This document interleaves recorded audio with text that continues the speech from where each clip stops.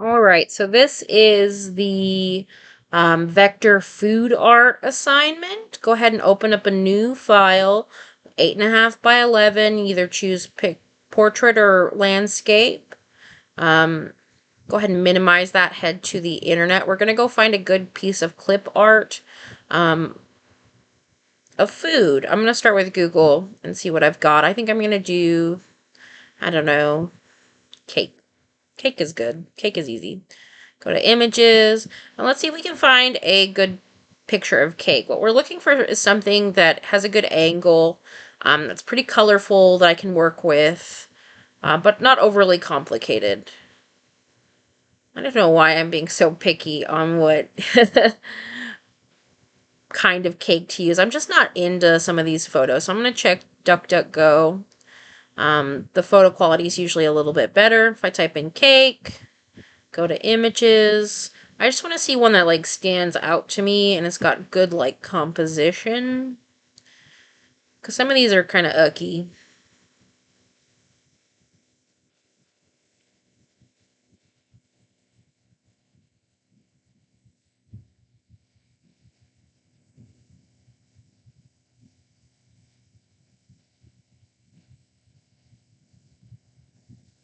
Ah, I like this lemon one. This is good. So I'm going to go ahead and save this image on my drive. I'm going to put it in my folder. I'm going to call it cake, lemon cake. I'm going to call it lemon cake. Download it. I'm going to go back to Illustrator and I'm going to go to File. Instead of opening it up like we would in Photoshop, I'm going to go to File, Place. This is going to let me pick the canvas size instead of let the photo determine the canvas size. So it's a little larger than what I've got, but what I can do is just resize it and turn it. Make sure you hold shift while you do this resizing so that way your photo doesn't get skewed. I accidentally squished it a little bit too much, so I'm going to undo it a little bit and just resize it. Gradually, gradually. I'm going to turn it. Go in a little bit more. Almost there, almost there.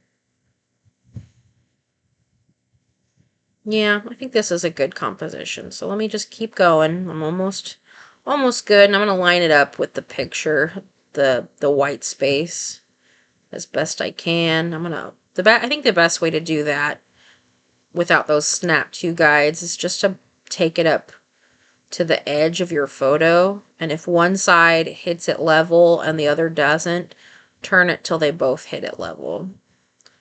So I think that's about right. So I'm going to try to center it and get to it.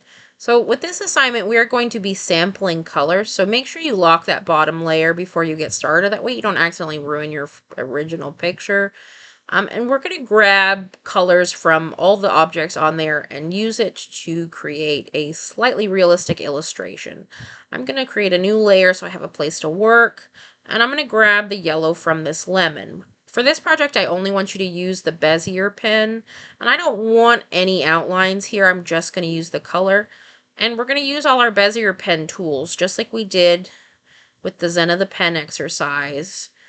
Use that Bezier pen to create your shape, and the fewer points you can get, the better your object. So just bounce around and create some slightly complex shapes, but they don't have to be super intense. And you can always, make it transparent until you need to add the color. So that way you can see the shape you're trying to outline.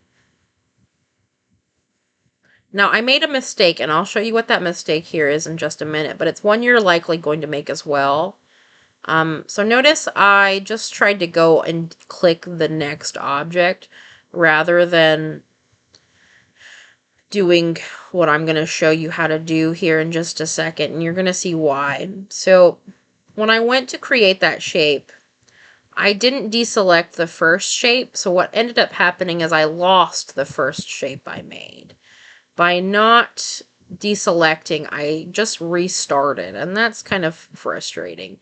So every time you finish an object, deselect. And you can do that by clicking the select menu and then clicking deselect, but you can also hold down Command Shift A, I believe, or Control Shift A. And what that's going to do is it's going to get your selection tool off the object. So you can just kind of keep moving. And once you get it down to a rhythm, it'll be absolutely super easy. Yes, it's Shift Control A if you're on a Windows, which that's what my home computer is. But if you're on a Mac, it's going to be Command Shift A. I'm just going to go through, and what I want you to look for while you're doing this is like how these objects have a sort of natural variation in color. And even if we don't get it exactly perfect, if we can kind of imitate it, we can create a really nice illustrative effect.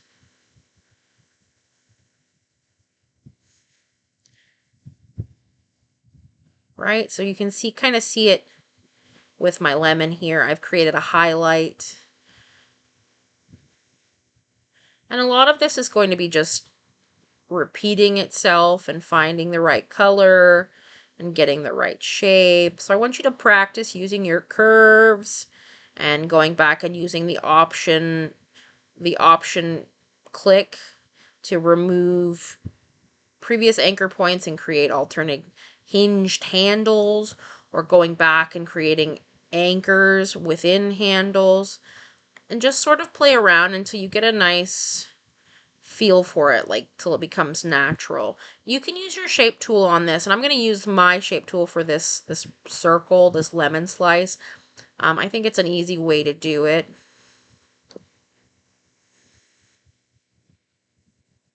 Just going to use the ellipse tool here.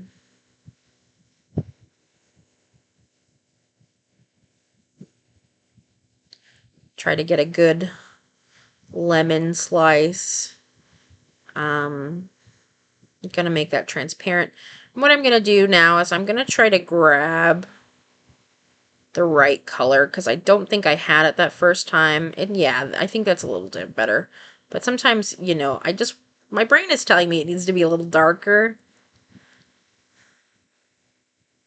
So I'm going to go out here and grab something that's not quite as pastel. There we go. I feel like that's better. Alrighty, now it's time to make the little, like, slices within the lemon. And it's the little tiny things like this that are going to be really sort of difficult. But if you can get a good rhythm where you are just going on these pieces, you'll find that it's going to happen really quickly.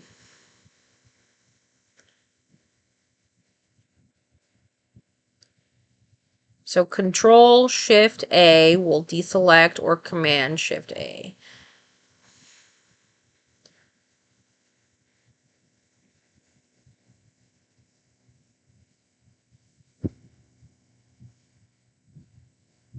This is a good way to make vectors, like if you're looking for a specific type of vector that maybe you can't find in your clip art, and you want to make something custom, like for your logo or for a campaign you're working on, or maybe you want to do something that maybe nobody has.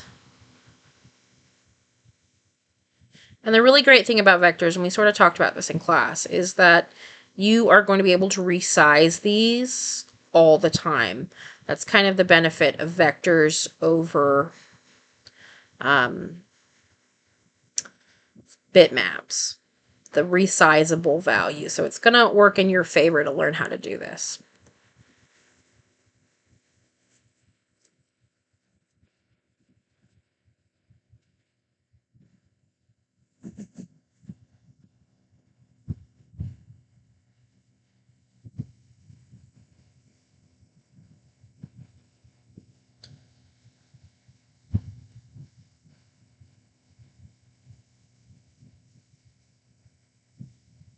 And what I'm trying to do is I just want to group these guys together.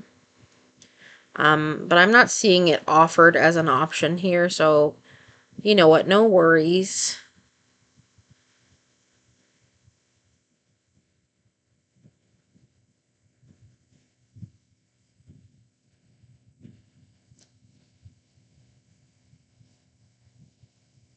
And we all sort of struggle. um, I'm trying to make everything work here, and I am trying to get it all sort of sorted.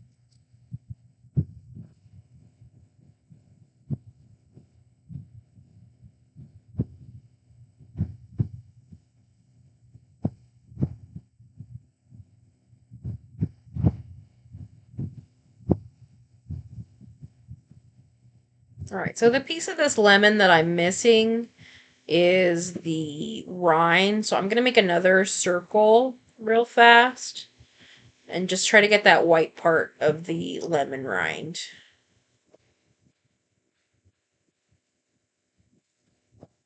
Pop that there.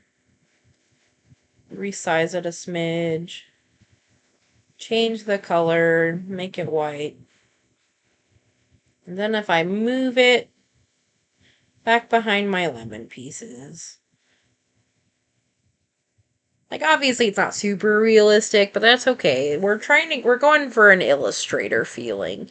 Not so much like hyper realism here.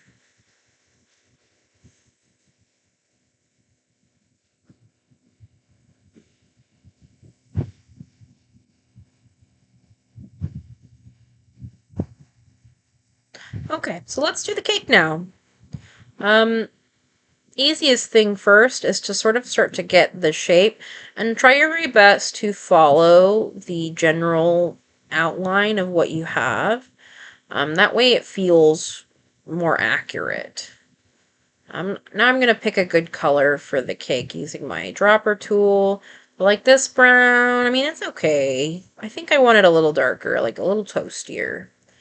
So I'm going to stick with this good brown. And I'm going to just try to get as many of these cake slices as I can. And if the big thing is if I grab fewer cake slices and try to incorporate them together, I'll get a more realistic feeling cake than if I were to just grab full pieces. It's going to feel more like an actual bundt cake because we're creating these divisions that are there in the real cake itself.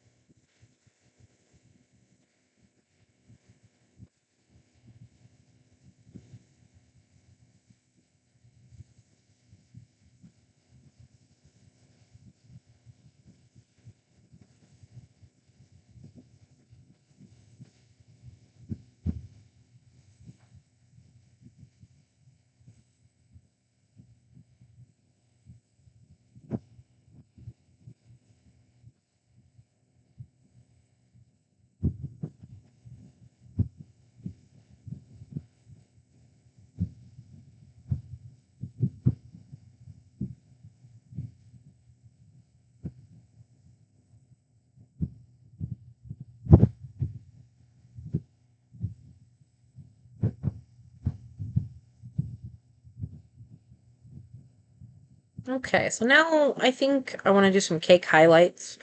So I'm going to grab my eyedropper tool and grab one of these lighter browns. And I'm going to do where I would assume the highlights on the cake would be.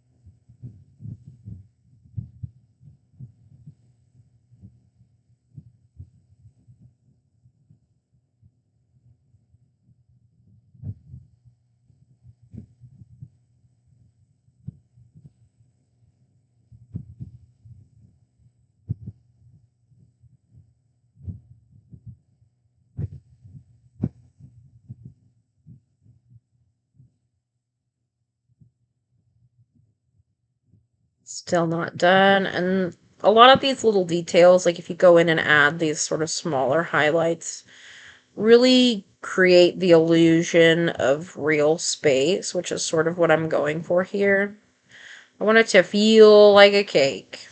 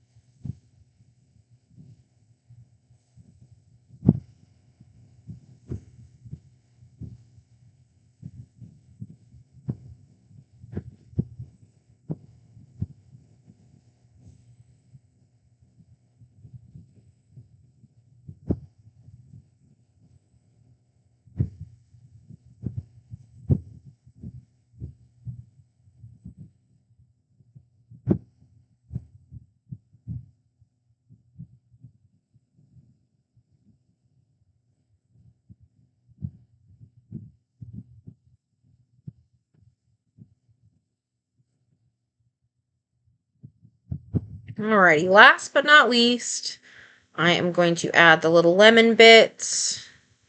And this is kind of like a freeform thing. I'm not going to try to trace like crazy because, I mean, if you look at the cake itself, it's very much like randoms. So there's no proper order for really any of these things to go. Like this is just, they're just little lemon shards. Now I'm only doing a little bit of this cake. I want you to finish your project and try to get it as cool as possible. Um, you don't have to do all the food in the piece, but when you're done, save a copy as an illustrator for yourself. Last name, underscore, food art.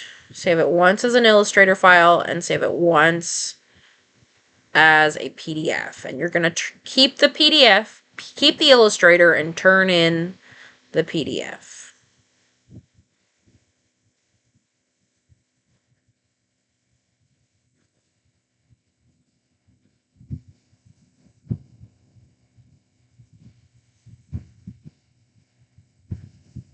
And then you're done.